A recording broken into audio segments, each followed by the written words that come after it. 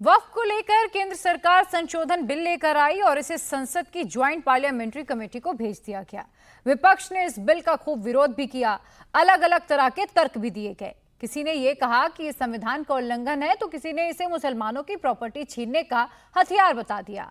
इस बिल का विरोध असदुद्दीन ओवैसी भी कर रहे हैं। उनका क्या कहना है, इस पर ओवैसी से बात की हमारे पॉलिटिकल एडिटर देवेंद्र पराशर ने। देखिए ओवैसी का ये एक्सक्लूसिव इंटरव्यू।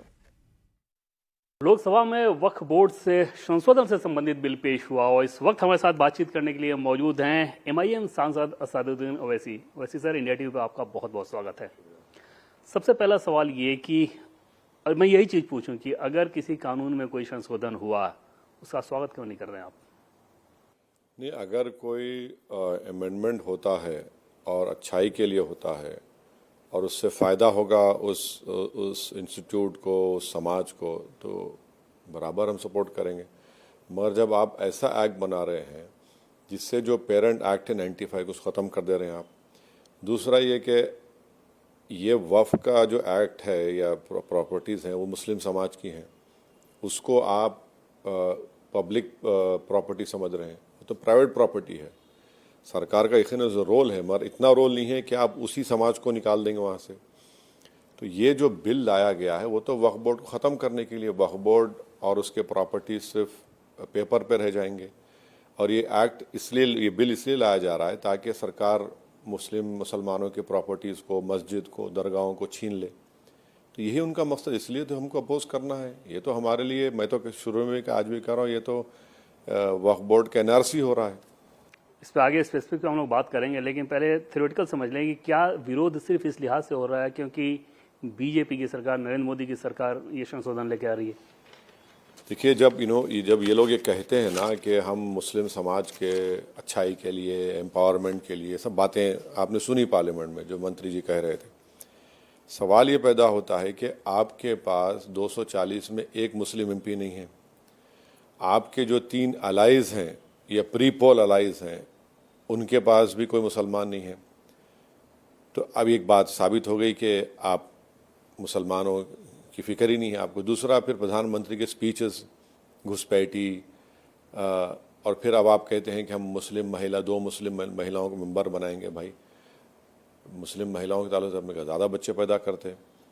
जो एक्चुअल बिल को अगर आप देखेंगे तो वो हमारे संविधान के आर्टिकल 14, 15 और 25 का वायलेशन है। बेसिक स्ट्रक्चर का उसमें वायलेशन है। जुडिशरी की इंडिपेंडेंस को आप छीन रहे हैं।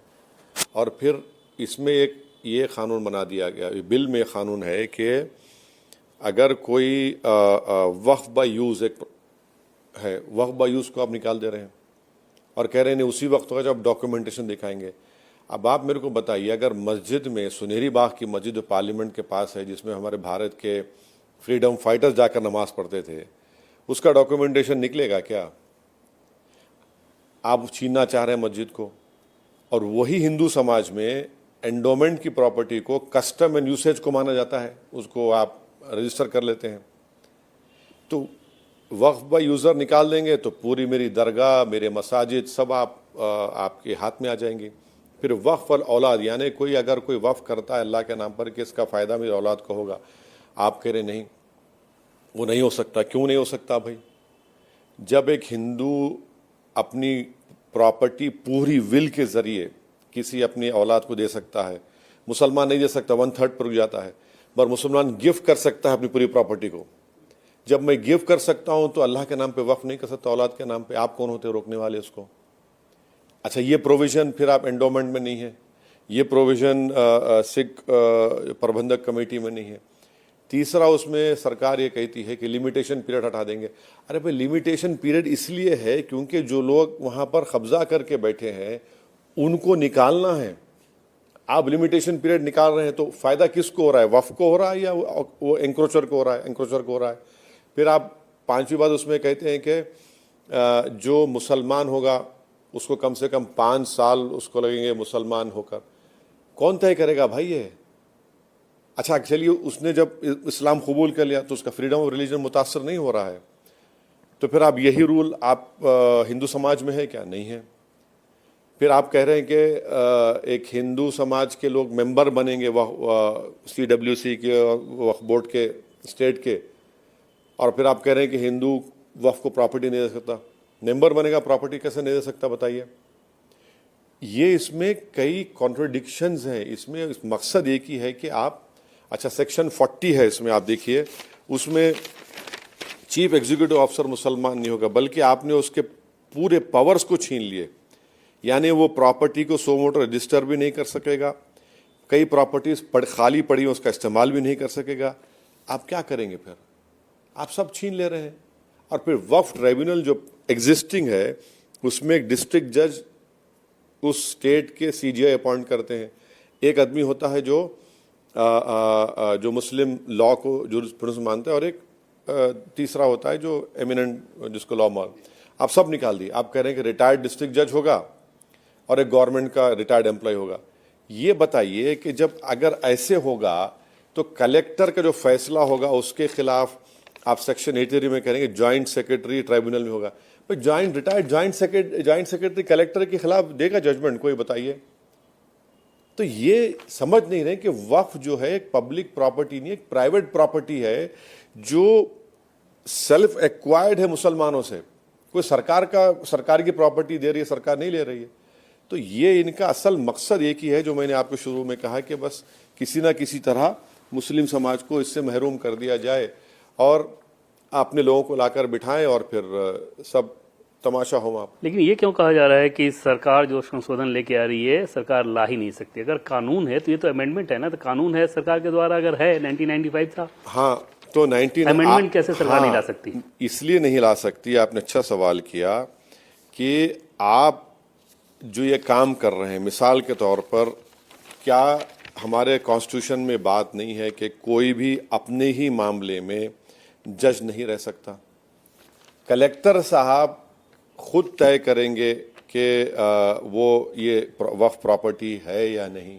आप तो गवर्नमेंट के नुमाइंदे हैं। तो ये हमारे पास जो प्रिंसिपल है कि कोई भी अपने मामले में जज नहीं होगा, ये प्रिंसिपल तो नेचुरल जस्टिस के खिलाफ है। इंडिपेंडेंस जुडिशरी को आप छीन रहे हैं, सेपरेशन ऑफ पावर्स के खिलाफ है जो हमारे बेसिक स्ट्रक्चर का हिस्सा है। तो ट्राइब्यूनल का डिसीजन पहले फाइनल था, अभी आप कह रहे हैं कि नहीं फाइनल नहीं होगा। पहले क्या था, ट्राइब्यूनल जजमेंट के बाद अब रिवीजन पिटिशन डालते और आप कह रहे हैं अपील करेंगे। अपील माने दोबारा असर सुना जाएगा। रिवीजन तो उसमें अगर कोई ग्रेव मिस्टेक हुआ है, अब कोर्ट में इतना काम है, बैकलॉग है, आप कोर्ट के काम को और बढ़ा रहे हैं, फाइनलिटी क्यों नहीं करेंगे? तो ये सब चीज़ों की बिना हम कह रहे हैं कि आप, अच्छा इसमें आप मेंबर्स को ला रहे हैं नॉन मुस्लिम को, क्या ये वायलेशन है आर्टिकल 25 का? 5 साल का आप लगा रहे हैं पीरियड कि उसको 5 साल मुसलमान हो। अरे भाई कहाँ पे लिखा है ये? कोई अगर हिंदू प्रॉपर्टी दे रहा है तो आप कहेंगे कि भाई आप 5 साल आपको बताना पड़ेगा आप हिंदू है नहीं है। कोई सिख करेगा तो आप बोलेंगे आप 5 साल हुए नहीं हुए आपको। और नॉन मुस्लिम को कैसे लेके आ रहे हैं इसमें आप? 4 धाम बोर्ड में और चेन्नई में जो रिलीजियस चैरिटेबल बोर्ड है वहां पर सिर्फ हिंदू, और हिंदू का मतलब उसमें जैन और आपके सिख और बौद्ध नहीं है, जो आर्टिकल 25 में हिंदू का डेफिनेशन है। फिर वहां पे आप कुछ नहीं करेंगे क्या? वहां पर भी करने वाले हैं क्या? बता दीजिए, आप बता दीजिए। तिरुमला तिरुपति देवस्थानम है, वहां पर कोई क्या मुसलमान बन सकता है? बल्कि वहां पर तो एक रूल बना दिया गया, टीडीपी की सरकार आई, कि इतना एरिया में ये सब चीजें नहीं होंगी। ये तो सरासर जुल्म है ना, नाइंसाफी है ये आपको लगता है कि इंसाफ है कि वक्फ किसी भी प्रॉपर्टी को, जैसे आता है कि वक्फ घोषित कर देता है, वक्फ की प्रॉपर्टी है? बहुत सारे उदाहरण बताए गए हमें, जैसे तमिलनाडु का एक उदाहरण कि पूरे गांव को बता दिया है कि वक्फ की प्रॉपर्टी है, जिसमें 1500 साल पुराना हिंदू मंदिर था उसमें। ये इंसाफ लग रहा है? ये देखिए, वो जो वक्फ अगर होता है ना, मंत्री जी प्रोसेस नहीं बताए, वो आधी बात बताकर भाग गए। उनको प्रोसेस ये बताना चाहिए था कि सर्वे कमिश्नर उस गांव का, उसने सर्वे किया होगा, सब चीजें जो आप आ रही हैं, सर्वे करने के बाद उसने रिपोर्ट दी होगी गवर्नमेंट को, स्टेट गवर्नमेंट को, कि सर ये वक्फ प्रॉपर्टी है। सरकार ने गजट इशू किया, ये वक्फ बोर्ड का मामला नहीं है, सरकार ने गजट इशू किया। जब गजट इशू हो जाती है तो मुसलमानों को ऑब्जेक्शन का टाइम 1 साल का है, नॉन मुस्लिम को कोई टाइम लिमिट नहीं है। आप ऑब्जेक्शन करिए ना, कौन रोक रहा है आपको? सरकार कर रही है ना, ये तो असदुद्दीन ओवैसी नहीं कर रहा है, ये सरकार कर रही है, तो उसका बता नहीं पा रहे हैं आप, एक्सप्लेनेशन नहीं दे पा रहे हैं। अच्छा, फिर वो एग्जाम्पल अगर दे रहे हैं तो वक्फ को बचाने के लिए दे रहे हैं या वक्फ को छीन लेके दे रहे हैं? ये नियत देख लीजिए उनकी। भाई अगर आप बोल रहे हैं कि हम वक्फ की प्रॉपर्टी को बचाएंगे, फिर आप बचा रहे हैं या फिर वक्फ की प्रॉपर्टी देना चाह रहे हैं किसी को आप? इवैक्यू प्रॉपर्टी, अरे भाई इवैक्यू प्रॉपर्टी कैसा लेंगे आप? बोले इवैक्यू प्रॉपर्टी कैसा? तो वक्फ प्रॉपर्टी है ना, उसका इस्तेमाल में लेकर आइए आप फिर यहां पर कॉन्ट्रडिक्शन देखिए आप, लिमिटेशन पीरियड को हटाना, ये जो मिसाल दिए, और फिर इवैक्यू प्रॉपर्टी इस्तेमाल करिए ना, कौन रोक रहा है आपको? डेवलप करिए उसको। 10 साल में मोदी सरकार ने, जहां तक मुझे मालूम, वक्फ प्रॉपर्टीज को डेवलप करके उसमें आमदनी रेवेन्यू इजाफा करने के लिए 100 करोड़ भी नहीं दिए होंगे, बता रहा हूं मैं आपको। आपके पास तो सरकार है, आपके ने पैसा दीजिए ना, आप नहीं दिए। मुख्तार नकवी साहब मंत्री थे, फिर मोहतरमा स्मृति ईरानी साहिबा बनी, अब ये बने हैं। अब बताइए, आपने सेंट्रल वक्फ काउंसिल को डेवलपमेंट ऑफ वक्फ प्रॉपर्टी, ताकि उसकी आमदनी बढ़े, कितना दिया आपने?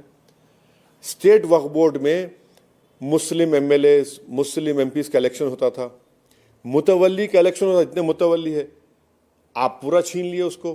कैसे भाई? तो मुस्लिम समाज को तय करना पड़ेगा। आप गवर्नमेंट तय करेगी, क्यों तय करेगी? ये तो मुसलमानों का है, आप तय करेंगे, आप नॉमिनेट करेंगे, तो ये सब चीजें गलत हो रही है।